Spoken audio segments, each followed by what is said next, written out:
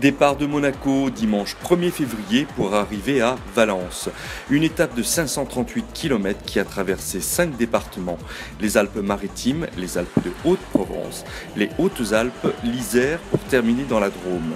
Une épreuve qui s'est faite une bonne partie sous la neige.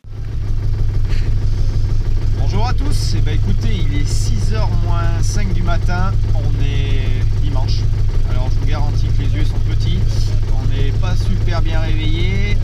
Bon, la bonne nouvelle c'est qu'après la spéciale d'hier, on est 24e au classement général. Alors je dis que c'est une bonne nouvelle, si on regarde comme ça paraît pas, mais on est à 3 dixièmes du premier. Donc autant vous dire que le rallye il n'a pas vraiment commencé et le jeu va se faire vraiment dès qu'on va attaquer la neige avec les clous et choses comme ça. Là le classement il va bouger très rapidement. Alors espérons qu'on va remonter très vite. Bon, allez écoutez, à plus tard et pour des prochaines infos. 6h du matin, les premiers concurrents attendent de partir pour cette première étape commune à toutes les voitures parties de Barcelone, Copenhague, Glasgow, Turin ou Reims. Bonjour, nous avons fait la première spéciale de ce matin, nous venons de passer le contrôle de passage de Digne et là maintenant on va rejoindre la spéciale de Céloné qui est très enneigée. Donc on est à l'assistance en train de changer tous les pneus et mettre vraiment des gros pneus neige avec des clous et pour voilà. À savoir que donc après la spéciale numéro 2 on vient de prendre la tête du rallye ex aequo avec une Porsche et après dans les temps ça part vite. Voilà, allez à plus tard.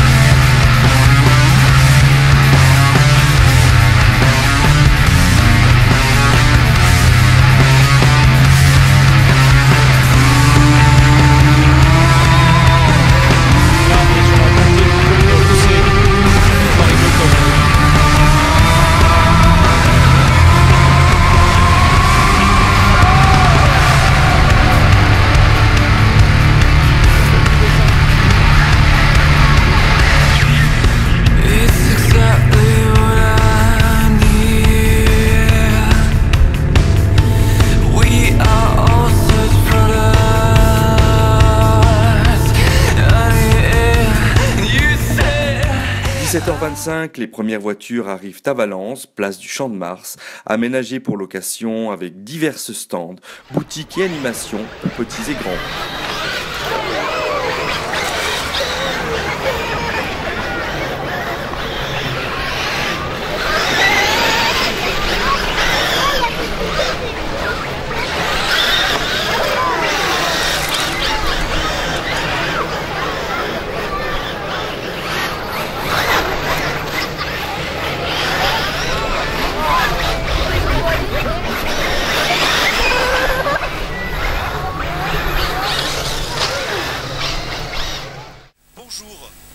Salut.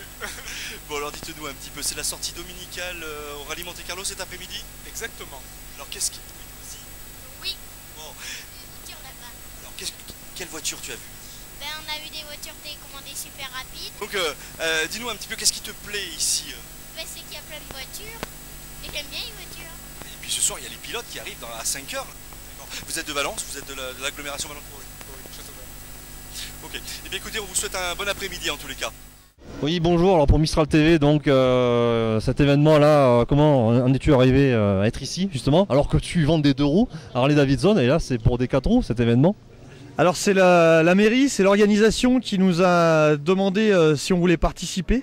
Nous, ça nous a plu énormément parce que comme on a une marque qui est un peu historique et qu'on a des véhicules qui sont un petit peu vintage dans un esprit un peu à l'ancienne, on a trouvé que c'était vraiment super sympa de mélanger, que ce soit des 2 roues ou des 4 roues, de véhicules un peu anciens, historiques, qui ont un bon look.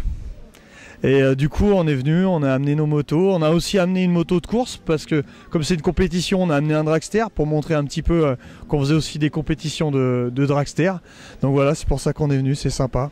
Alors nous on est basé à Saint-Marcel-et-Valence, on est à mi-chemin entre Valence et Romans. On est au bord de l'autoroute, à proximité de la gare TGV. Facile d'accès, facile à trouver. Je pense qu'il y a pas mal de gens qui connaissent, qui a déjà vu le magasin au bord de la route. Nous on est présents pour les 2 jours. On va exposer les motos même pendant que les voitures vont passer. En fait, ils nous ont demandé d'être vraiment présents et de montrer les motos un petit peu de façon un petit peu populaire pour montrer à tout le monde des Harley Davidson, parce que c'est vrai que les gens n'ont pas toujours la démarche de venir au magasin, donc on vient auprès des gens un petit peu pour leur montrer les motos, c'est sympa. Ça s'adresse à tout le monde, c'est tous les gens qui aiment la moto. Comme on peut de moins en moins rouler vite sur la route, les gens se font plaisir et roulent vraiment tranquille, les pieds en avant, les bras en l'air, pour rouler super cool et rouler en moto et profiter justement du paysage en roulant pas forcément le plus rapidement possible du point A à un point B et pas forcément par le chemin le plus court. Une Harley, c'est pas forcément pour rouler vite en virage, c'est plus fait pour rouler tranquille, vraiment tranquille, et puis pour faire des grandes lignes droites, pour rouler un peu de façon américaine, vraiment tranquille et paisible, on va dire. La même chose que pour les voitures du rallye historique qui font des passages sur des routes un petit peu historiques, les faire aussi en moto, c'est vrai que c'est super sympa quoi. Merci encore et bonne continuation. Merci d'être venu, merci à vous. Écoutez, voilà, on est là pour 2 choses, pour l'association des commerçants du centre-ville de Valence. Et je suis là aussi parce que je suis aussi commerçante Jeff de Bruges à Valence, dans le centre-ville. J'ai amené des jolies boîtes de truffes, j'ai amené des sucettes pour les enfants, des petits Pères Noël, un acheté et un offert cet après-midi. Voilà, donc j'ai 2 casquettes cet après-midi et on sera là aussi demain. Voilà, donc on réceptionne tous les bulletins que l'on met dans l'urne. Tous les participants remplissent des petits bulletins et ils peuvent gagner plein de choses, des places pour le rugby, des places pour le hand, des places de musée, des places de théâtre. Voilà. Bon, mais écoute Estelle, on va te souhaiter de passer un bon après-midi. Merci en tous les cas pour ces quelques explications. Merci, mais à vous et puis bon après-midi. Bon, monsieur Lucarelli, alors, vous venez de quel coin? C'est une voiture qu'on expose, hein. Elle a été prêtée à Vinatier Jacob pour le rallye il y a 2 ans, voilà. Elle est exposée à Statique à Valence. Alors, qu'est-ce que c'est comme modèle? Expliquez-nous un petit peu là. C'est une V85 de 1976. D'accord, donc elle tourne depuis 1976 sur les routes de France en fait. Voilà, c'est ça, ouais. Et pas que, j'imagine, aussi peut-être sur le plan européen, on la voit aussi cette voiture. Oh elle est de partout, oui, sur tous les plans, ouais. Bon. Et comment elle a été construite où? Dans quelle usine? Ça vient de Dieppe, hein. C'est une V85, c'est le plus petit modèle qui existe en berlinette. Ça monte jusqu'à combien un petit bolide comme ça? Monte à 160, 170. D'accord. Et est-ce qu'elle a déjà gagné et remporté des étapes? Non, elle a pas. Elle a été transformée pour M. Vinatier. D'ailleurs, il y a encore la pub dessus du rallye, mais sinon, il n'y a pas eu d'étape de gagner avec. Bon, en tous les cas, c'est une très très jolie voiture que vous avez là. Oui. Ah c'est une belle voiture. Hein. Bien. Écoutez, merci beaucoup et à plus tard alors. À plus tard. Monsieur, comment vous appelez-vous? Philippe Champagne. Alors, expliquez-nous un petit peu l'association sportive automobile de la Drôme. Vous êtes président peut-être? Pas du tout, je suis simplement chargé de communication. Ça tombe très bien, donc on va communiquer alors. On va dire ça, voilà. Donc l'association sportive automobile de la Drôme, c'est ce qu'on appelle une ASA, par abréviation. C'est l'antenne locale de la Fédération française du sport automobile. Elle organise tous les... sport auto, de la course de côte, les slaloms, les rallyes, les endroits où il y a des circuits, les courses en circuit, etc. Donc ça c'est partout en France ou ça va au-delà de la France aussi? Non, c'est une antenne de la Fédération française du sport auto. On est vraiment une entité française. Hein. Ça fait combien de temps que cette entité justement existe en France aujourd'hui? Alors la Fédération française du sport auto, elle date de très très longtemps, du début du XXe siècle. Je ne pourrais pas vous dire l'année exacte, mais je ne suis pas historien, mais la Zadrome elle-même existe depuis plusieurs dizaines d'années. Françoise, depuis combien de temps existe la Zadrome? 47. Juste après-guerre, d'accord. Donc pour devenir membre de cette association sportive, qu'est-ce qu'il faut faire exactement? Alors, cette association sportive, c'est comme n'importe quelle association, il y a une petite cotisation et surtout elle est amenée à distribuer les licences de la fédération pour que les gens qui participent aux épreuves officielles puissent pratiquer avec une assurance, etc. D'accord. Donc à Andromardèche, est-ce qu'il y a effectivement donc comment on appelle ça, un réseau qui nous permet effectivement d'adhérer à cette association? Absolument. Il y a déjà dans la Drôme, il y a deux ASA, deux associations sportives automobiles, une à Valence, une à Montélimar, et il y en a une dans l'Ardèche également. À quel endroit? À Aubenas. Parfait. Bon, bah écoutez, merci en tous les cas pour ces quelques mots. On reviendra vous voir tout à l'heure en tous les cas parce qu'il y a de l'animation cet après-midi et ça s'annonce bien avec un petit peu de beau temps quand même. Hein. Bien volontiers, puis on est content d'être là puisque c'est notre parti pour participer à l'animation de ce bel événement à Valence. Merci beaucoup, à plus tard. Au revoir monsieur. De nombreux Valentinois, Dromois, Ardéchois et communes voisines, ainsi que le maire de Valence, Nicolas d'Aragon, étaient présents pour les accueillir. Voilà, il est avec nous également. Il tenait à accueillir les concurrents du rallye Monte-Carlo. Monsieur le maire de Valence, Nicolas d'Aragon, est président de l'agglomération Valence-Romans-Sud-Rhône-Alpes, qui est à nos côtés. Aujourd'hui, c'est la Drôme qui a été parcourue par les véhicules, par les concurrents. Demain, ce sera l'Ardèche, avec un point commun entre ces deux départements, la ville de Valence. Oui, c'est la ville-centre. Je voudrais profiter de remercier trois remerciements. Remercier d'abord l'Automobile Club de Monaco. C'est grâce à eux qu'on peut se retrouver si nombreux aujourd'hui sur le Champ de Mars. Leur dire un grand merci, leur dire qu'ils sont ici chez eux pour le rallye Monte-Carlo, version historique. Et j'espère d'autres épreuves bientôt. Un grand merci aux bénévoles, aux organisateurs, aux services de la ville, à tous les partenaires qui se mobilisent pour qu'on fasse un bel accueil, comme il se doit à Valence. Et un troisième merci aux Valentinoises et aux Valentinois qui font honneur au rallye, qui sont là nombreux ce soir. Je vois plein d'enfants sur les épaules des parents, les yeux émerveillés et plein de passionnés d'automobile qui sont là. Si on est mobilisé, c'est pour eux, c'est pour que Valence soit vivante ce dimanche soir. Voilà, on est très heureux et le rallye reste là jusqu'à mardi, donc profitons-en. Merci à tous. 312 équipages, ouais, forcément ça fait beaucoup de monde s'il y a 6-7 personnes par équipage au total, entre ceux qui pilotent et ceux qui les accompagnent. Ça fait des hôtels remplis, des restaurants remplis, ça fait du monde dans la ville. Et puis ça fait un coup de projecteur sur Valence, sur la Drôme, sur l'Ardèche. Donc voilà, c'est tout bon pour notre ville et on est vraiment heureux de ça. Et encore une fois, on a vraiment la chance d'être au cœur de deux départements extraordinaires et dans le cœur de l'Automobile Club de Monaco, comme Monaco est dans le cœur des Valentinois. Merci Nicolas d'Aragon. Les couleurs de l'Automobile Club de Monaco, les couleurs de la Principauté de Monaco sont aussi les couleurs présentes dans les couleurs valentinoises, dans le blason valentinois, le rouge et le blanc.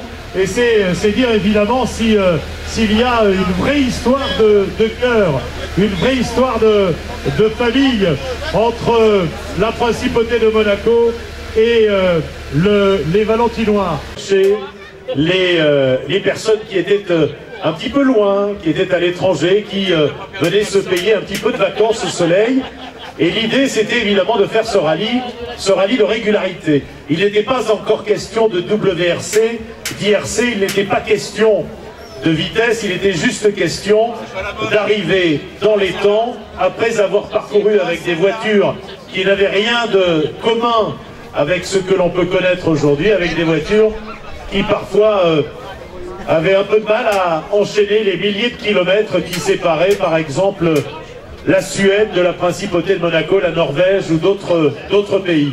Voilà comment est né le rallye Monte-Carlo. Ensuite, il y a eu bien sûr des épreuves un peu plus sportives, mais là, le rallye Monte-Carlo historique, c'est véritablement l'histoire de cette société vélocipédique monégasque qui, il y a de très nombreuses années, a initié cette belle épreuve que vous vivez aujourd'hui. Et c'est un petit peu à l'image de ce que nous vivions à l'époque que vous nous rejoigniez ici, c'est-à-dire véritablement attendre les équipages qui sont partis, pour ceux qui partent du plus loin, qui auront parcouru 2263 km. Je vous laisse imaginer quand on parcourt plus de 2200 km dans une Mini Cooper. Je vous laisse imaginer en 3 jours 2265 km dans une Mini Cooper avec des conditions parfois un petit peu épiques. Je peux vous dire que au-delà de l'épreuve sympathique et conviviale que ce rallye Monte-Carlo historique et ceux dont il fait preuve, bien sûr, c'est aussi une véritable gageure que remplissent les équipages qui nous auront rejoints après 2263 km en mini notamment. Imaginez un petit peu. Le premier véhicule qui passera ici au CH, il est attendu à 17h25 au CH, ici sur le Champ de Mars, au contrôle. Le contrôle, le CH, ici à nos côtés, sur le Champ de Mars. Je vais demander au public, mesdames et messieurs du public, merci d'applaudir très très fort le numéro 1 de ce rallye. Jean Ragnotti, vainqueur sur Renault 5 Turbo en 1981. On se souvient évidemment que Jean Ragnotti, en 1978, il était déjà second du rallye Monte-Carlo et il est évidemment en tête du team Renault Classique que nous suivons attentivement, que vous suivez également en images à nos côtés. Un petit salut amical à l'ami Jeannot, Jean Ragnotti qui fait son entrée sur le Champ de Mars à nos côtés avec dans son siège de copilote Michel Duvernay sur cette Renault 12 Gordini qui fait son entrée à l'heure. S'il vous plaît, on pointe à l'heure et c'est avec beaucoup de sérieux qu'on pointe à l'heure.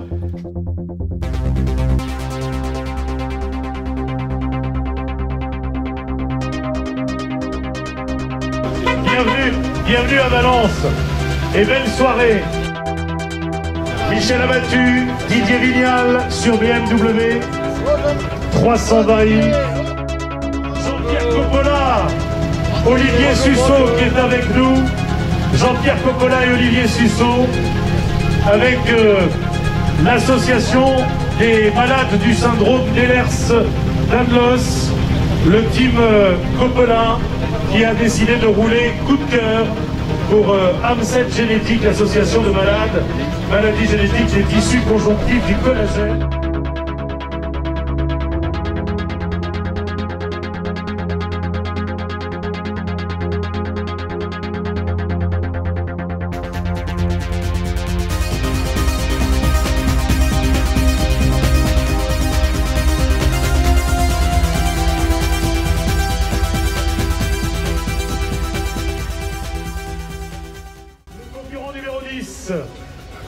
Durand Scholl.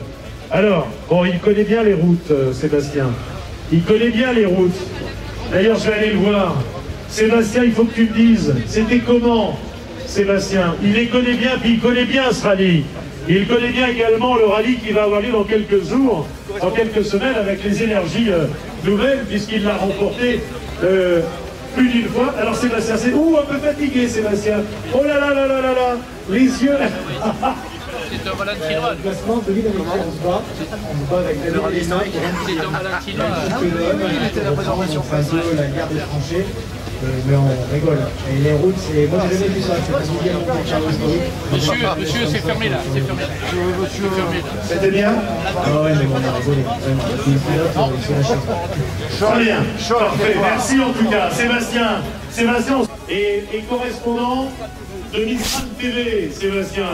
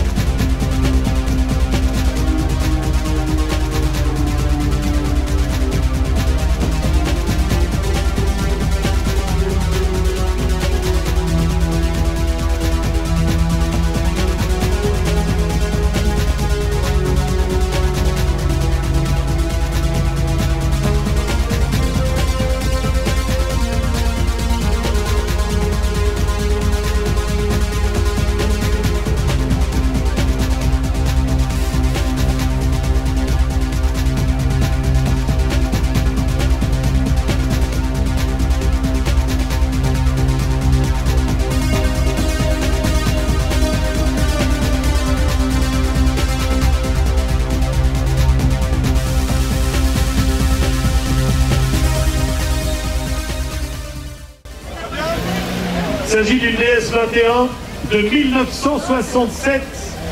Vous n'étiez pas nés, messieurs. Comment ça va? Écoutez, c'était magnifique. C'était tout blanc, c'était vraiment du plaisir, que du plaisir. C'était fantastique. Alors, je le disais tout à l'heure, ces voitures, ces autos étaient à l'époque ce qu'on faisait de mieux pour la neige, hein, notamment. Hein. Ah bah oui, c'était ce qu'on faisait de mieux pour la neige. Elles ont aussi gagné un Monte Carlo 2, je crois. Et elles ont gagné beaucoup de rallyes. Et sur la neige, c'était le top. Traction avant, avec une bonne répartition du poids. Formidable. Voilà, avec les célèbres suspensions. Tout va bien, elle marche bien. Elle marche bien. Pour l'instant, elle marche bien. Oui. Allez, on croise.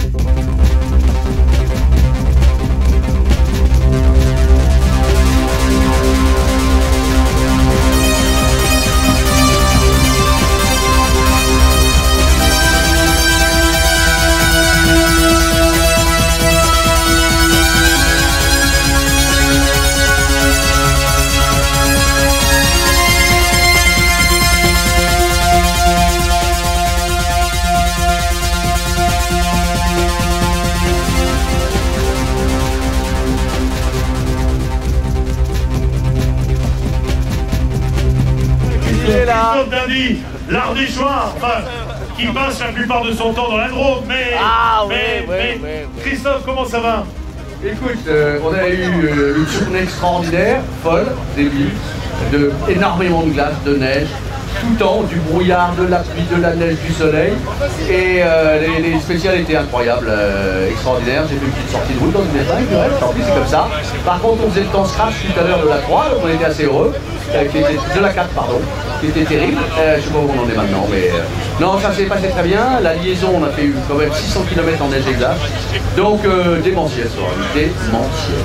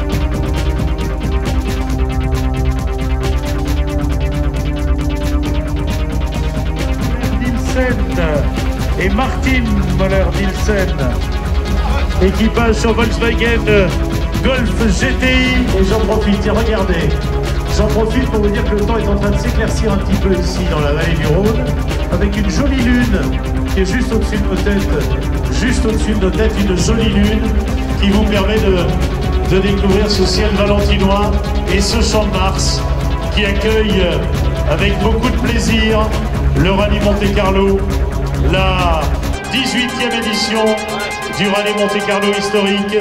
Ils étaient 317 engagés, un peu moins de 310 au départ. Ils sont plus que 280 ici en course.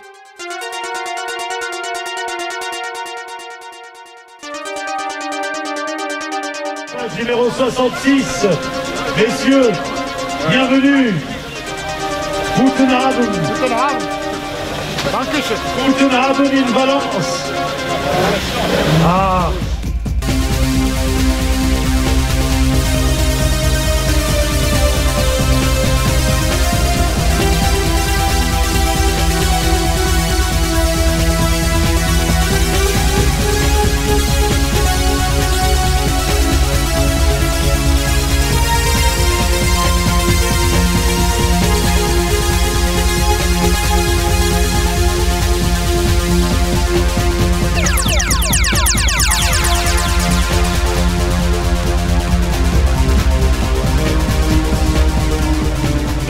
Sont là, mesdames et messieurs, avec Michel Chabran et Louis Chabran, le papa, le fiston. Michel Chabran, notre chef étoilé qui est avec nous. Michel et Louis, bienvenue à Valence. Vous allez voir, c'est une ville merveilleuse, avec quelques restaurants sympathiques. Comment c'était alors, Michel? L'image de toutes les spéciales qu'on peut avoir dans notre région, c'était formidable, beaucoup de neige. Et vraiment, depuis que nous sommes partis de Barcelone, c'est un très très beau millésime. Il y a de la neige, il fait soleil, il y a de la tempête, à Vassieux, il y avait de la burle. On ne savait pas si on était dans le champ sur la route. En tous les cas, c'était formidable.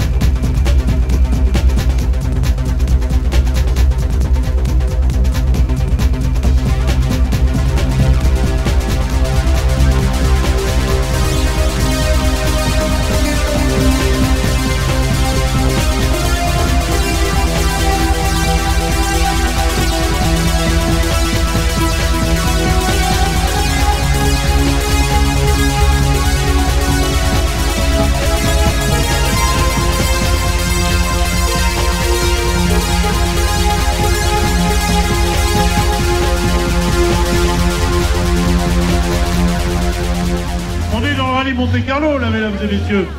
On est dans l'histoire du sport automobile. Comment c'était, Biche?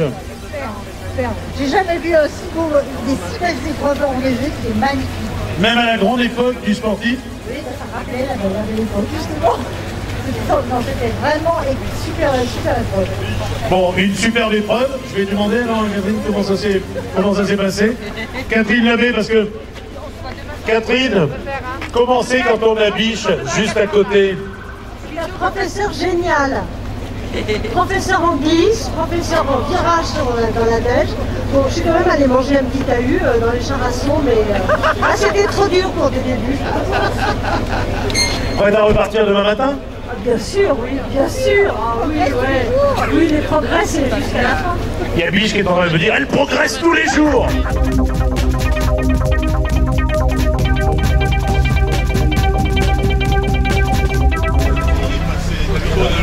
Ça serait pas Daniel Elena qui est au volant après avoir lâché le baquet de copilote de Sébastien Loeb lors du WRC.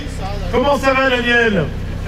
Comment ça se passe? Ça se passe plutôt pas mal. On était 3e ou 4e avant la dernière zone de régularité. Le problème, c'est que dans la dernière, à l'entrée des Charassons, la voiture devant moi est sortie de la route et m'a bouchonné. Donc on prend pas mal de pénalités, mais bon, c'est le règlement, c'est comme ça. Bon, Daniel Elena, bien sûr, mesdames et messieurs, qu'on ne présente plus, le copilote historique, le nontuple champion du monde aux côtés de Sébastien Loeb, qui est avec nous derrière le volant cette année, après avoir fait le WRC.